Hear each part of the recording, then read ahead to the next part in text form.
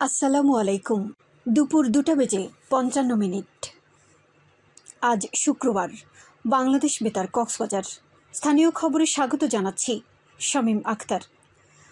ঈদুল আজহা ও সাপ্তাহিক ছুটিতে কক্সবাজার সমুদ্র সৈকতে আশানুরূপ পর্যটক সমাগম ঘটেছে। রেল যোগাযোগ ও হোটেল মোটেলে বিশেষ ছাড় থাকায় পর্যটকরা কক্সবাজারমুখী হয়েছে বলে জানিয়েছেন সংশ্লিষ্টরা। এতে পর্যটন সংশ্লিষ্ট ব্যবসায়ীদের মাঝে চাঙ্গা ভাব লক্ষ্য করা গেছে। গতকাল বিকেল থেকে সৈকতের কলাতলি, সুগন্ধা ও লাবণী পয়েন্টে পর্যটকদের পদচারণায় মুখরিত হয়ে উঠেছে। হোটেল মোটেল গেস্ট হাউস মালিক সমিতির সাধারণ সম্পাদক সেলিম নেওয়াজ জানান, এখন অফ সিজন উপলক্ষে হোটেল কক্ষ ভাড়ায় 40% পর্যন্ত ছাড় দেওয়া হচ্ছে। ফলে ঈদের ছুটিতে পর্যটক সমাগম বেড়েছে।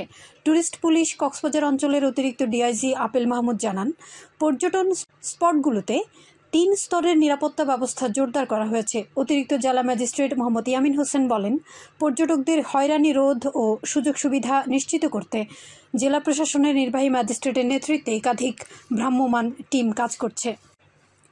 ঈদের ছুটি শেষ হলেও পর্যটকে মুখরিত কক্সবাজার সমুদ্র সৈকত। পর্যটকদের নিরাপত্তা জোরদার করেছে প্রশাসন। বিস্তারিত শুনুন প্রতিবেদনে। নীল সাগরের নোনা জলে উচ্ছ্বাসে মেতেছে পর্যটকরা। সুনীল জলরাশিতে যেন দুদণ্ড শান্তির পরশ পেতে এ অবগাহন। যান্ত্রিক নগর থেকে প্রকৃতির কাছে এসে এ ভালো লাগার কথা জানান পর্যটকরা।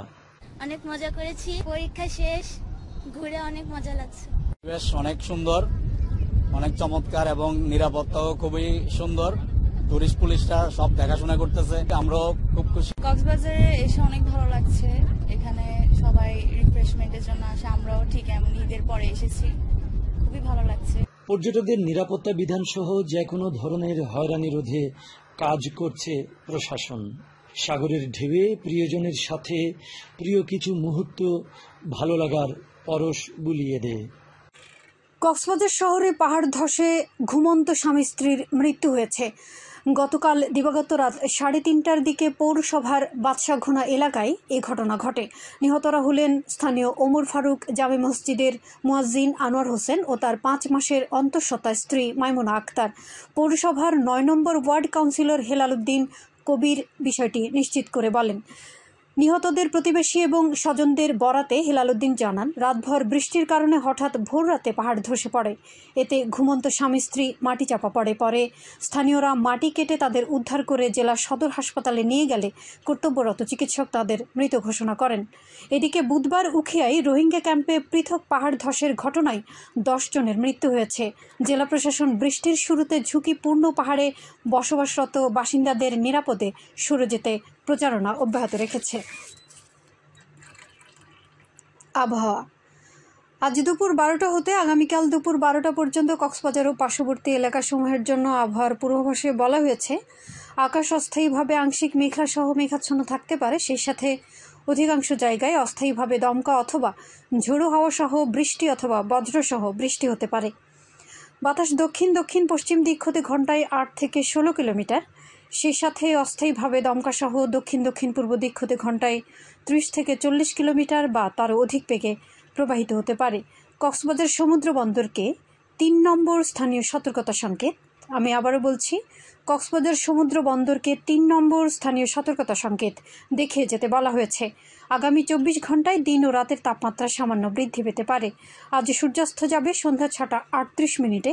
আগামীকাল সূর্যোদয় হবে ভোর 5টা 10 মিনিটে। আজকের সর্বনিম্ন তাপমাত্রা ছিল 24.8 ডিগ্রি সেলসিয়াস এবং সর্বোচ্চ তাপমাত্রা ছিল 31.5 ডিগ্রি সেলসিয়াস।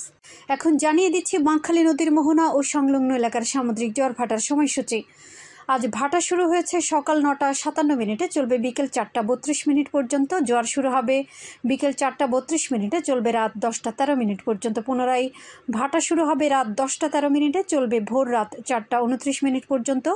জোয়ার শুরু হবে ভোর রাত 4টা 29 মিনিটে, চলবে আগামীকাল সকাল 10টা 37 মিনিট পর্যন্ত। সবশেষে পর্যটক বার্তা। পর্যটন নগরী কক্সবাজারে আগত ভ্রমণ পিয়াসুদের সাগরের পানিতে নামার পূর্বে সাবধানতা অবলম্বন করার জন্য অনুরোধ করা হচ্ছে। যারা সাঁতারে দক্ষ নন তাদের পানিতে বেশি দূর যাওয়া উচিত নয়। ভাটার সময় স্রোতের সাগরমুখী টান প্রবল হয়, সাগরের গভীরে ভেসে যাওয়া এমনকি প্রাণহানির আশঙ্কা থাকে। সেই সাথে পর্যটকদের স্বাস্থ্যবিধি মেনে চলার পরামর্শ দেওয়া হচ্ছে। খবর শেষ হলো। আমাদের পরবর্তী খবর প্রচারিত হবে আগামীকাল সকাল 9টা বেজে